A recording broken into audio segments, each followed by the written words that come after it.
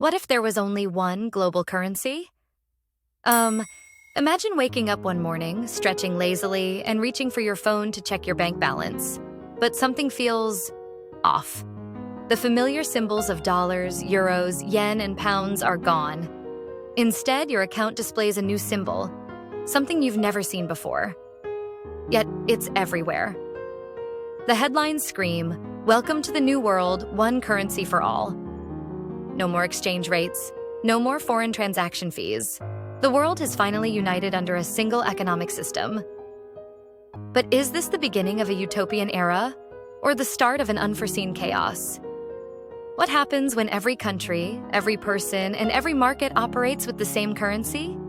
Would it bring stability or a new kind of inequality?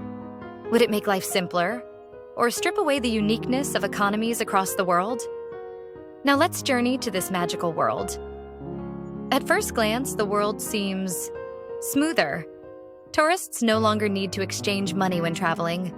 Businesses easily operate across continents without worrying about fluctuating currencies. A small-town farmer in India can now sell their crops to a buyer in Germany without worrying about conversion rates.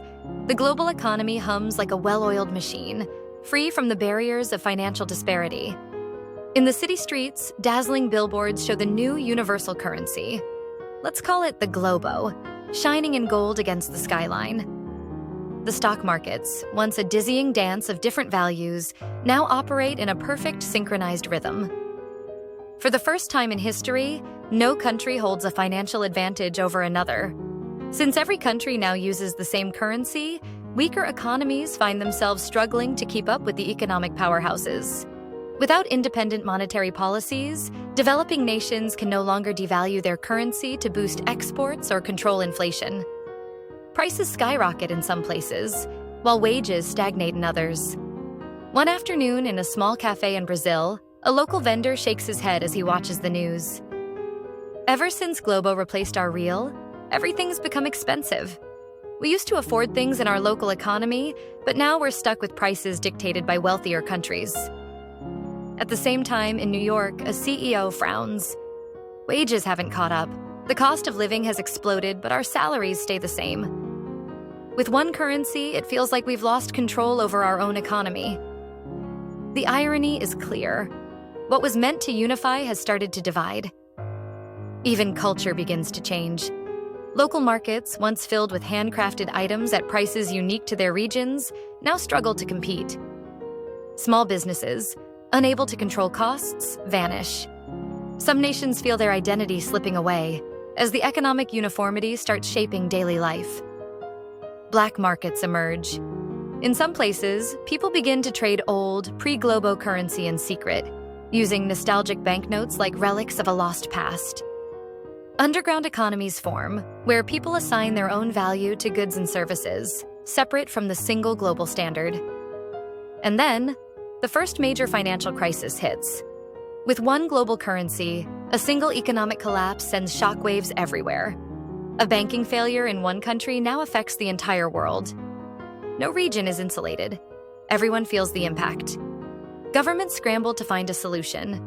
Do they introduce regulations to control inflation? Do they return to multiple currencies? Can they strike a balance between unity and economic flexibility? A new philosophy emerges. True equality doesn't come from a single currency. It comes from a fair system that acknowledges the diversity of economies.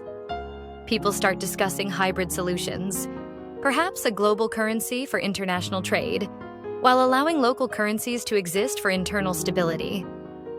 The world realizes that complete uniformity may not be the answer, but smart integration could be.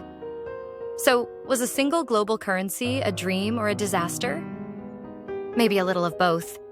It simplified trade, but it also erased financial autonomy.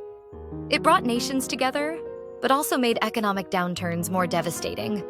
And in the end, perhaps the true lesson is this: sometimes balance is more important than uniformity. So what do you think? Would a single currency save the world? Or create new problems we've never even imagined? Let me know in the comments.